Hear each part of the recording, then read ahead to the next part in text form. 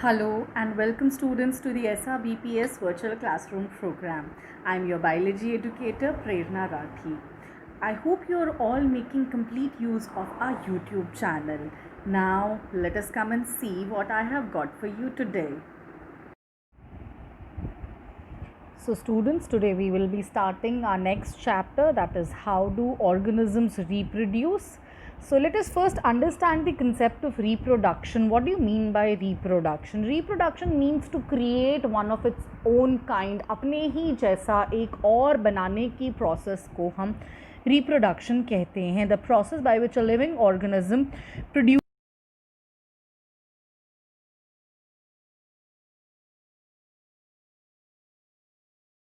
Very important for the perpetuation और propagation of species. अगर एक स्पीशीज़ को आगे परपेचुएट या प्रोपगेट करना है, आगे इस्टेब्लिश करना है, पॉपुलेशन साइज को इंक्रीज़ करना है, तो हमें रिप्रोडक्शन की ज़रूरत है.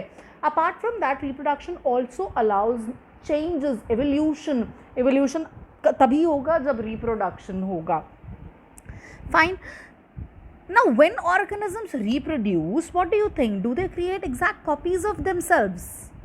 Now, what is responsible for reproduction? What is basically the chemical that is transmitted during reproduction is DNA, the deoxyribonucleic acid, which is present in the nucleus. Okay. So, in case of asexual reproductions, organisms ऐसे कैसे अपना DNA pass on कर देते हैं, but then it's not a carbon copy. They might seep in some silent mutations. कुछ silent changes आ सकते हैं उसमें जो एक्सप्रेस कर भी सकते हैं और एक्सप्रेस नहीं भी कर सकते हैं. लेकिन in case of sexual reproduction where two gametes will fuse, there will always be a recombination. तो जो नया ऑर्गेनिज्म, जो डॉटर ऑर्गेनिज्म बनेगा या जो प्रोजेनी बनेगी, वो अलग होगा पेरेंट से. One more thing, the terms that we will be using in this chapter very frequently, whenever we would be talking about the organism which is going to reproduce, we are going to use the term parent. जिसमें reproduction होगा वो parent होगा, और जो बनेगा that will be the progeny. जो बनेगा वो क्या होगा? प्रोजनी. जो उसके बेबीज़ हैं, किड्स हैं, उसके लिए साइंटिफिक टर्म क्या यूज़ करेंगे? प्रोजनी यूज़ करेंगे. ठीक है बेटा. So what is the importance of variation in life? क्या ज़रूरत है हमें वेरिएशन की? देखिए, अगर आज वेरिएशन नहीं होता तो शायद हम अभी भी कहीं ब्लू ग्रीन algae साइनोबैक्टीरिया की फॉर्म में होते. ये वेरिएशन हुआ है, इसी की वजह से इतना एवोल्यूशन आया है, इतना ज़्यादा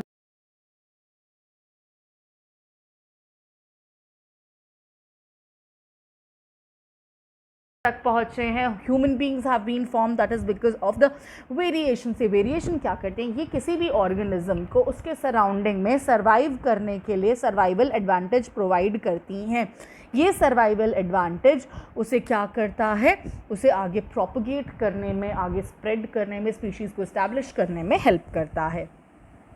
Now let us discuss the types of reproduction. Children, there are two types of reproduction: the sexual reproduction and asexual reproduction. Let us discuss one by one.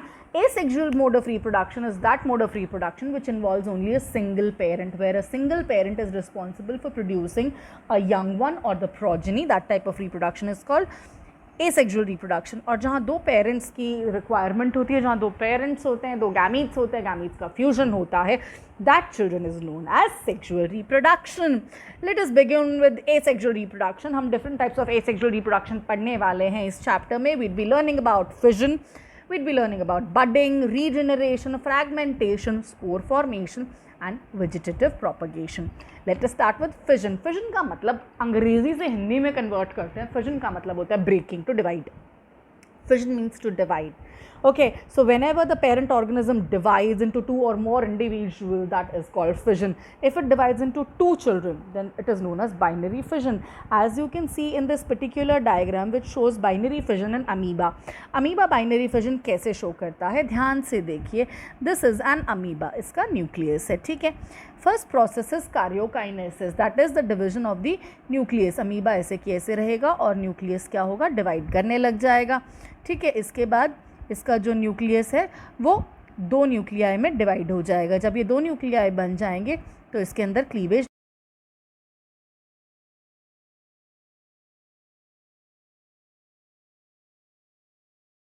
amoeba.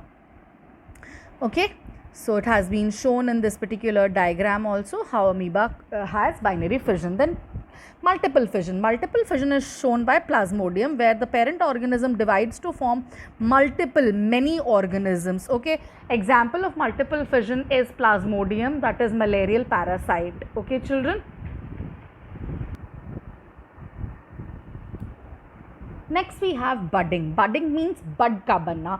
In this method, a bud-like projection is formed on the body of the parent organism. This bud then develops into a new individual. थोड़े time के लिए parent organism के surface पे ही रहती है. देखिए एक bud बनी, थोड़ी सी grow करेगी, फिर dissociate हो जाएगी. Dissociate होके complete organism बनाएंगी. Here you can see budding in Hydra and this is budding in yeast. Fine. This is like a east Penicillium का दिखाया है. ये एक है, इसमें बड अराइज हुई, वो ग्रो की, फिर इसके ऊपर नेक्स्ट ऐसे ही बडिंग होके ईस्ट क्या करती है, आगे आगे ग्रो करती जाती है. Understood children. Now let us discuss regeneration. Regenerate करने का मतलब होता है दोबारा बन जाना. Regeneration is a mode of reproduction where the broken part or the cut part itself will develop into a completely new organism. As you can see here children, this is the example of planaria. Planaria में दिखाया गया है. Planaria has been cut into the head, trunk and tail. All the three parts will develop into a completely new organism. This is known as regeneration. Similarly, Hydra में regeneration भी दिखाई गई है. तो Hydra में budding भी होती है, regeneration भी होती है. तो हाइड्रा को बीच से काट दिया गया था. This part will form the upper part and this part will form the lower.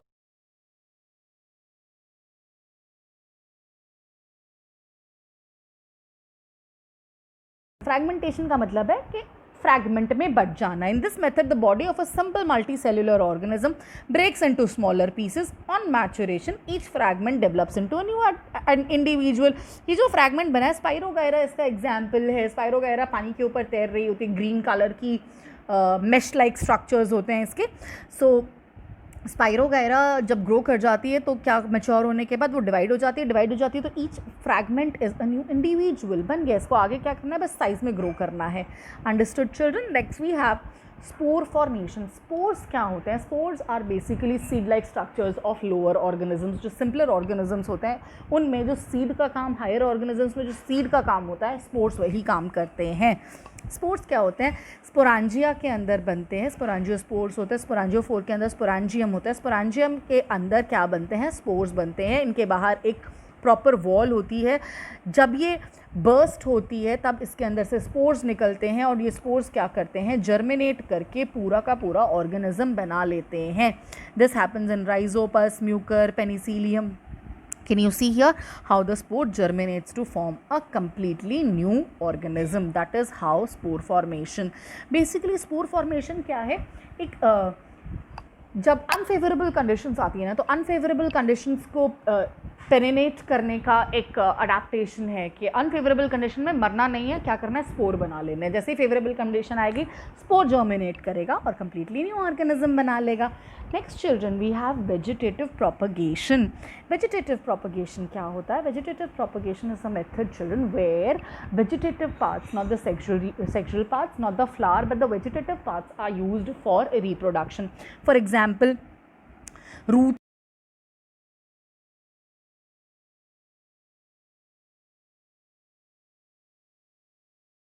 की यूज़ कर सकते हैं हम. ये जो प्रोसेस है vegetative propagation, this we can also do artificially. Artificial vegetative. I hope you have all understood what I taught you and you are making complete use of this YouTube channel. Until next time, take care, study hard. Goodbye children.